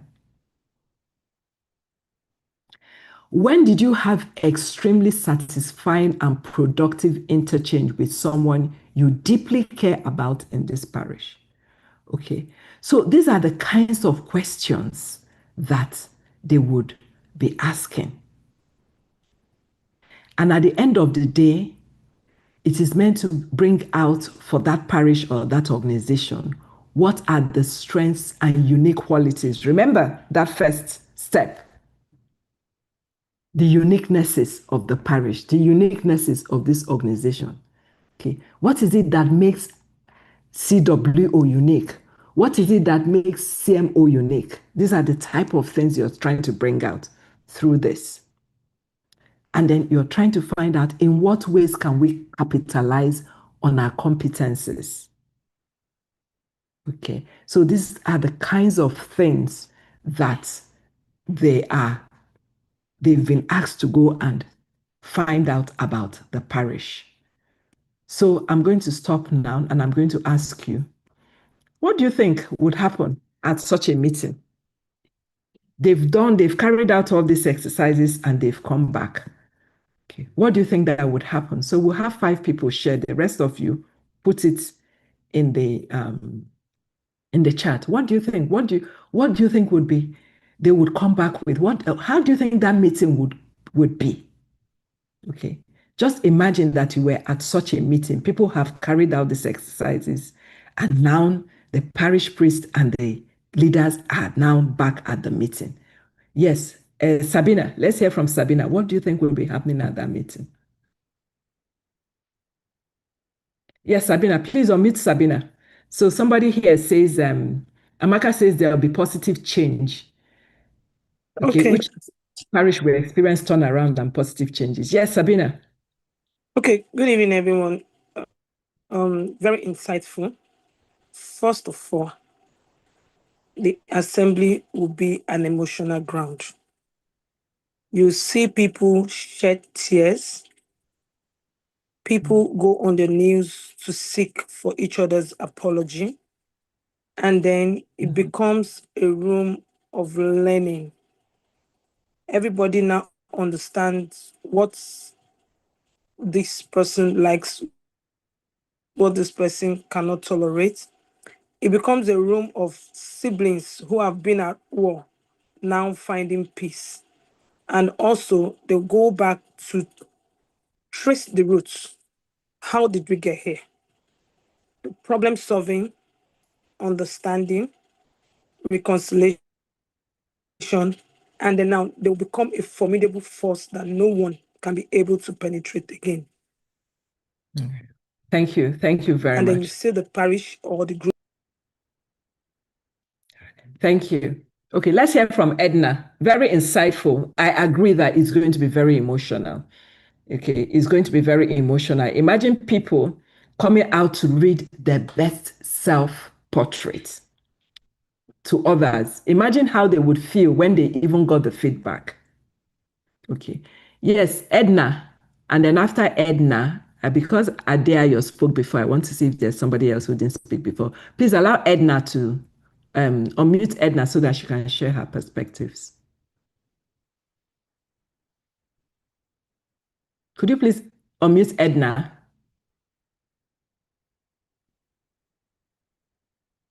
Who is assisting? Sorry, Ugochi, are you there? Okay, thank you.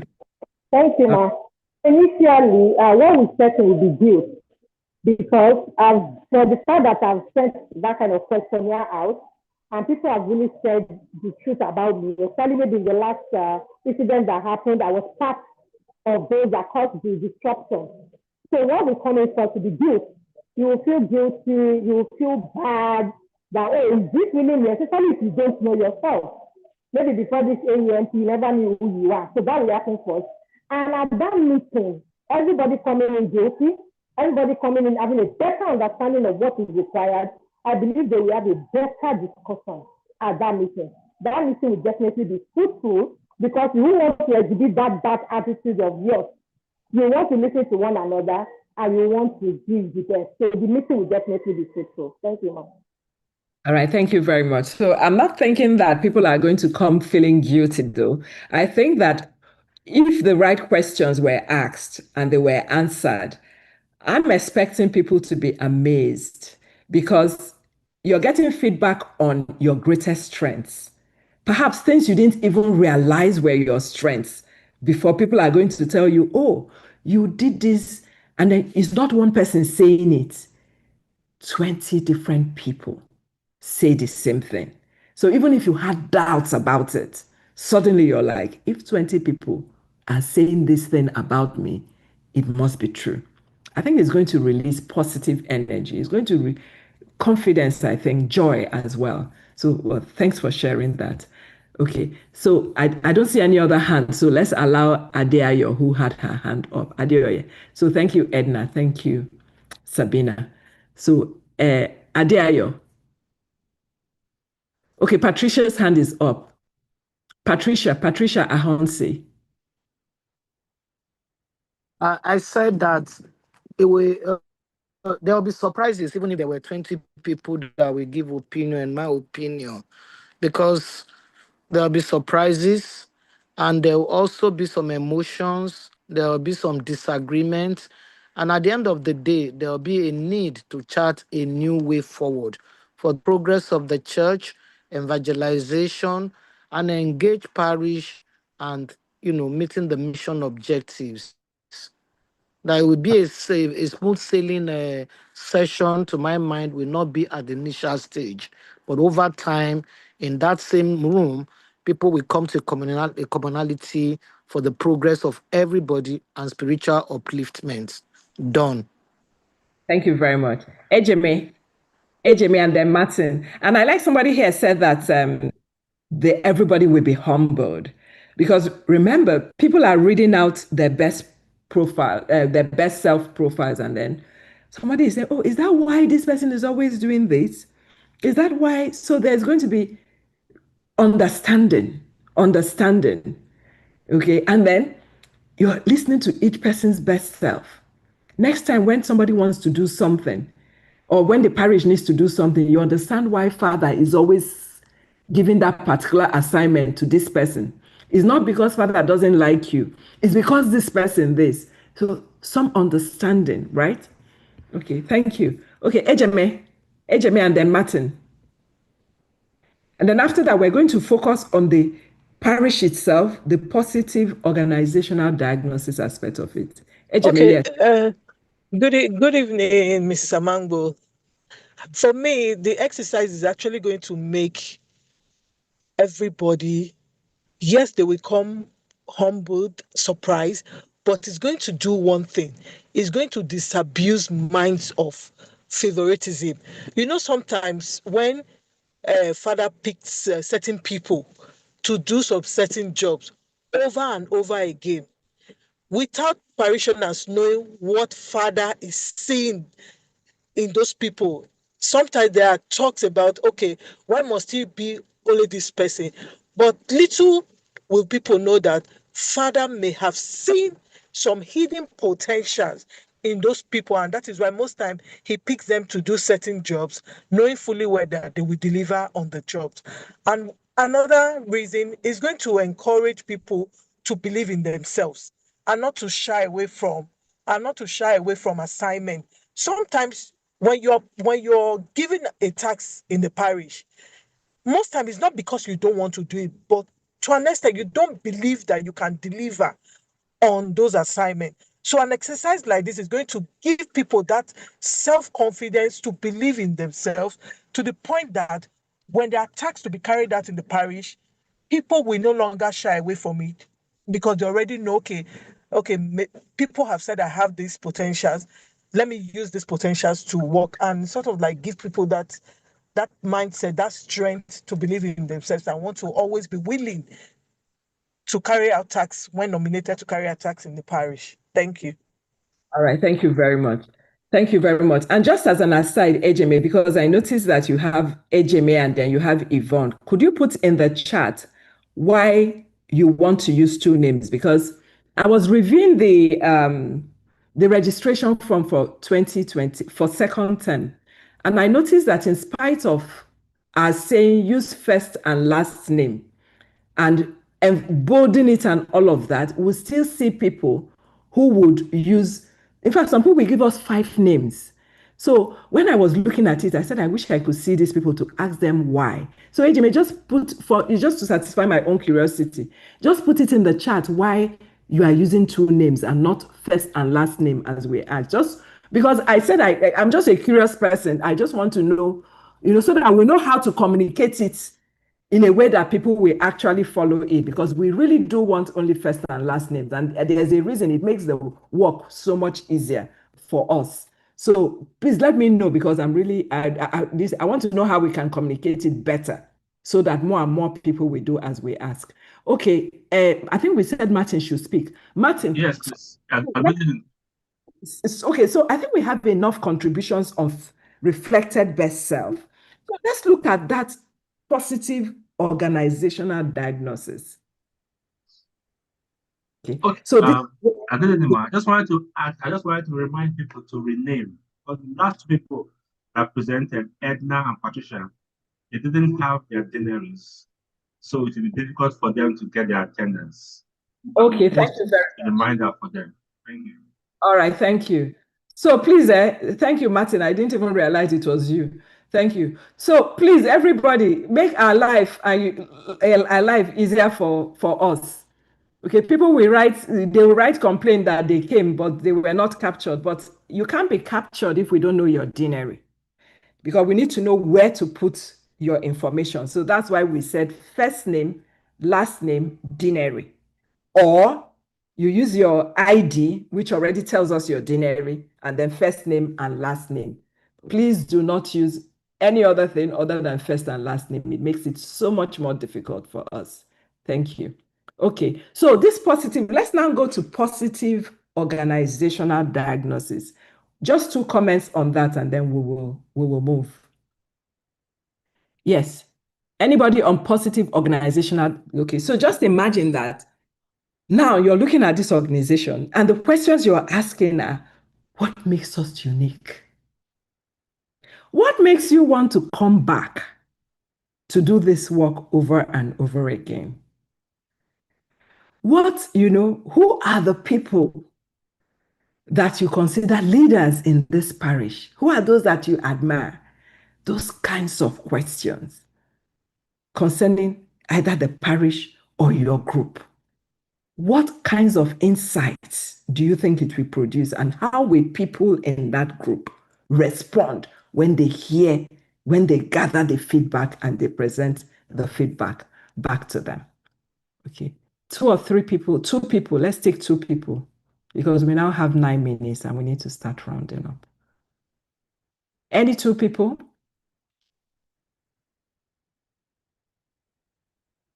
Okay, nobody wants to talk about that one. Okay, so I'll just summarize that bit to say that, it begins to create a picture of what makes this parish unique. What makes this parish unique? And when you know what makes this parish unique, you can then focus on those things instead of copying. There are some people, they are doing this at Our Lady of Perpetual Help, so we should do it. No. Or CW, CMO, this so and so, or the other day, YCP. No. Focus on your uniqueness. Focus on what makes your organization unique. If you are a community building group, focus on community building activities. And focus on community building activities that are unique to your own CMO or CWO, because the people in that group, there's a uniqueness. Okay, there's something that is unique about you. And it's when you focus on those things that make you unique, that is when you excel. That is when abundance, that is when we are collaborating with Christ to give life in abundance to the people who belong to our groups. And that's really the mission for every single one of us. What we are called to as Christians is to collaborate with Christ. And he said, I came that you may have life and have it in abundance. So if I am living my life in a way that is not giving me abundance, how could I possibly give abundance or collaborate with Christ to give abundance to other people or to create environments of abundance for other people. If I am doing things that are not contributing to abundance, am I collaborating with Christ or am I collaborating with the evil one, even unknowingly? Okay, so we always need to step back. So Ngozi, one last comment and then we'll round up. Ngozi has a comment. Ngozi, please, your contribution. Please unmute Ngozi Obiora. Thank you. Okay, thank you so much, Auntie Chichi. Concerning organization and what makes an organization unique, I want to use my parish, Stella Maris Catholic Church, as an example. You know, we are outstation. We are recently made a quasi parish. That was like 2 years or 3 years back. What makes Stella Maris unique, and that is why we are called small but mighty, is that we live like one family. Whatever we want to do, we'll come together as a family and agree on what to do. I'm not looking at what one person brought or the other. You bring as much as you could, and things are done fast, quickly, and everybody are happy. I will use, for instance, there was a time where just our church is just an open place with a roof. On one day, one of the parishioners came and said, but I have ACO that I removed from my former place. I want us to build a house, make that our outstation to be something like a house, and so that we can install the AC. Do you know they came? Then my husband was the chairman. They came to our house. All the men, they agreed within 1 week. I say 1 week. They demolished that pavilion, built a very sizable church, put it AC. AC was functional. When Musa and Ogumodede came, he couldn't locate our church again. He said he was looking for our church. He couldn't, because we didn't even involve him. We did it. He came, he said, see, look at landless parish now become the first. That's the SS Philip and James, that is their parents, did not have AC, and we have AC, and that's how we have been doing till today. So whenever they bring any parish priest to us, we remind him that we work as the parish. We don't do divide and rule. Whatever we want to do, we do it together. We know who can bring, and we encourage that, and things work better for us.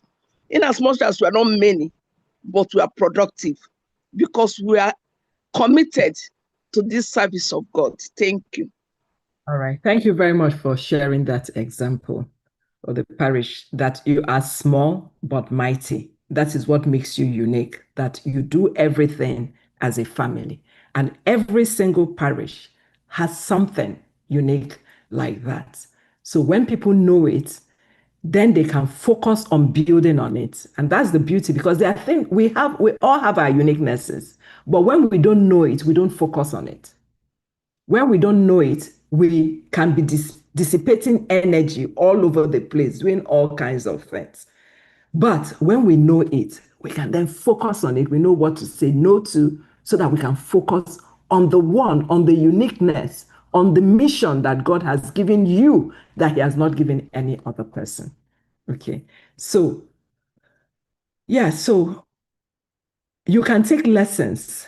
Okay, you can reflect on what we have talked about, and you can decide for yourself some of the things you have learned about mobilizing positive change in yourself and other people, and how you can create positive deviance in groups. So as a result of what we have learned today, I would like us to put in the chat what to stop, what we'll start doing, what we'll stop doing, what we'll do more of, and what we'll do less of as a result of what we have learned today. So everybody can put something down in the chat, and we will invite 2 people that have not spoken at all, 2 people that haven't spoken at all, to please share. So continuous improvement is good, but we want you to be specific. What will I start doing going forward? What will I stop doing? What will I do more of? What will I do less of? Okay, so please, 2 people can share. Every other person, including those on YouTube, put your answers in the chat. What I will stop doing, what I will start doing, stop doing. Oluwabumi, over to you. Okay, so Oluwabumi is one of those that we also please put in the chat why you see that you are asked to use first name, last name, but you prefer to do 2. Please, just to satisfy my curiosity and also to advise me on how we can communicate it so that others will do it the way we're asking them to do it. I will really appreciate that feedback because it's something we want to be able to do. So after Oluwabumi, then David. Yes, Oluwabumi, over to you. Good evening. Good evening, ma. Can you hear me? Yes, we can hear you. Yes, ma. Thank you for the lecture. Thank you for the lecture. I really appreciate and understand. For the possible change, as from today, I will start caring for my people, even in the society. Know my members. Know them, communicate well with them, and listen to their advice. I will lead by example, not on my own. Good evening, ma. All right.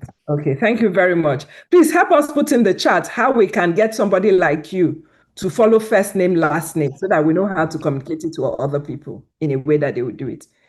Okay. Put it in the chat for us. Thank you. Okay, David, over to you. David. Please unmute David. David Ogwidi.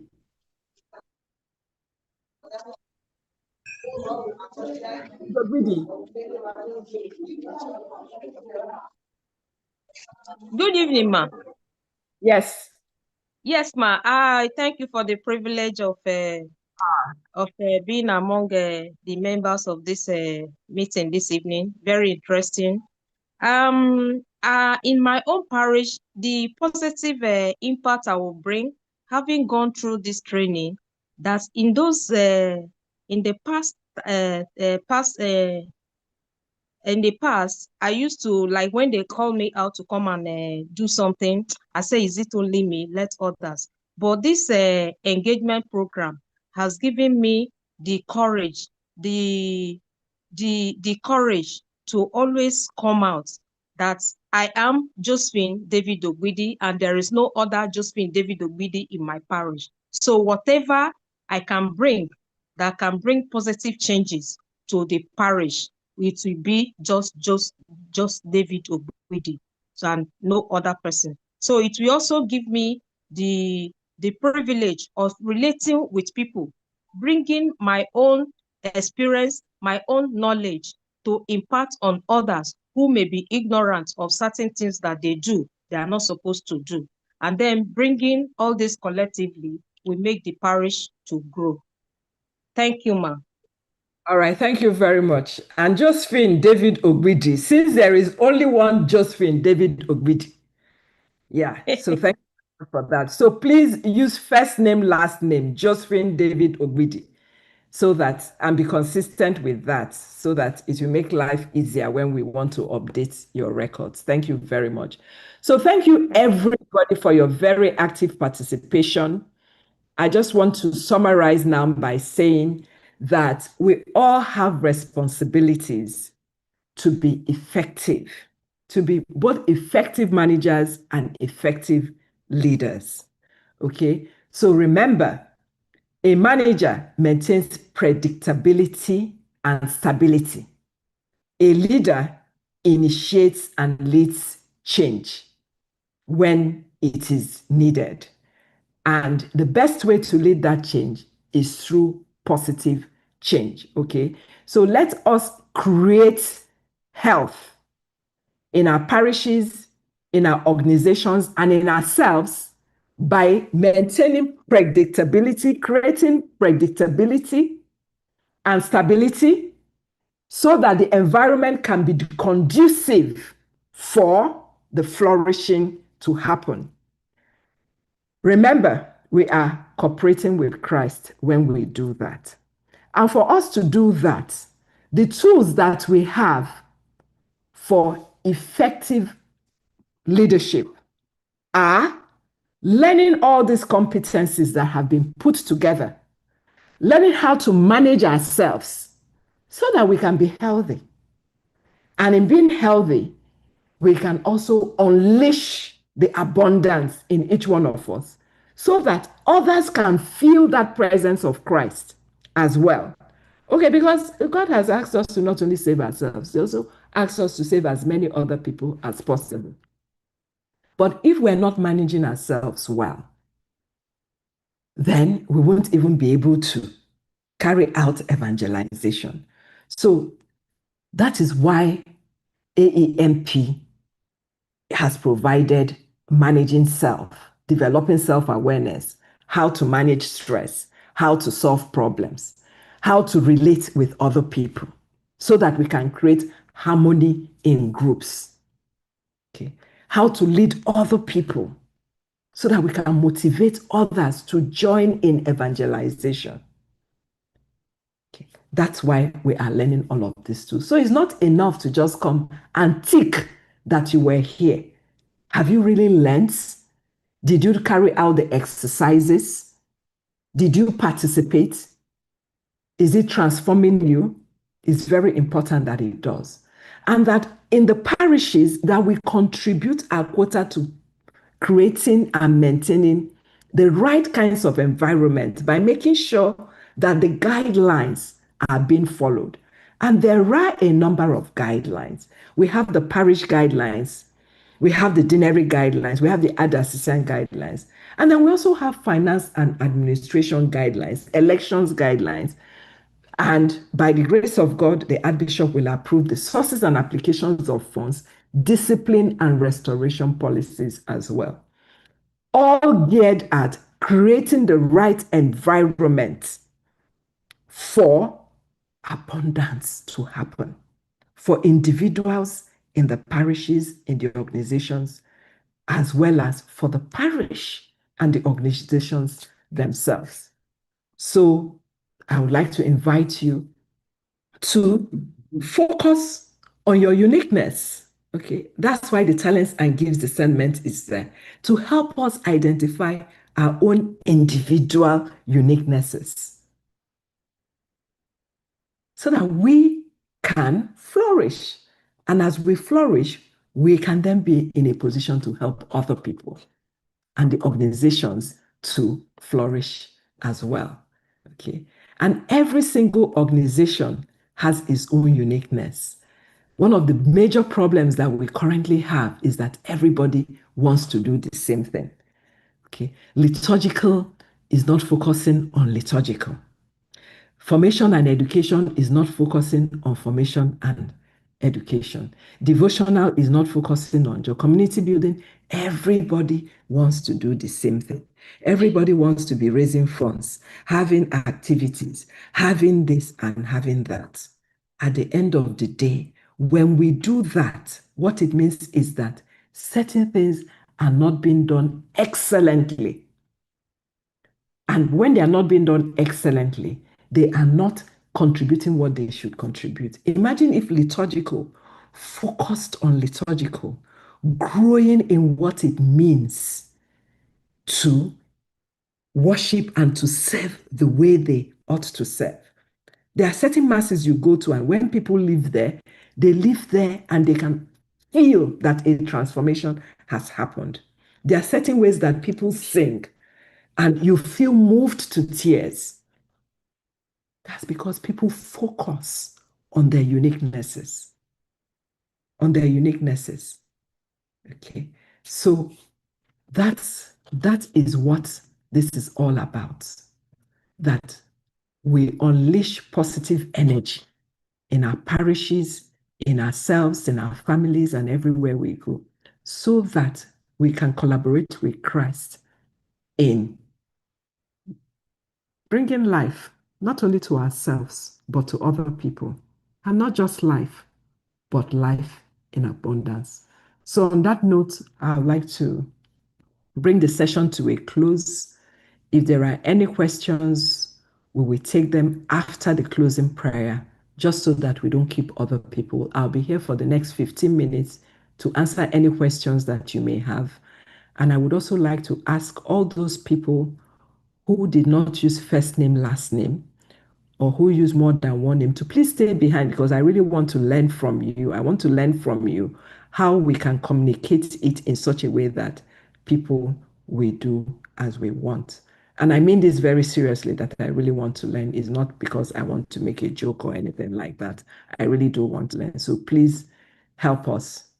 So thank you very much. So we shall now say the closing prayer, and then those who want to remain can do so. So I forgot. I'll be sharing this link. There's a little clip. It's a 12-minute clip on who moved my cheese. Who moved my cheese is a very interesting video clip. So we will share it on the platform so that you can watch it at your own leisure. It's a very, very powerful lesson on how we can adapt to change and contribute to change. So the questions will be taken after the closing prayer. So let us all pray together. So we say the amen together, but so you can unmute after we have said the closing prayer. So in the name of the Father, and of the Son, and of the Holy Spirit. Amen. Oh Father, give us the humility which realizes its ignorance, admits its mistakes, recognizes its need, welcomes advice, accepts rebuke.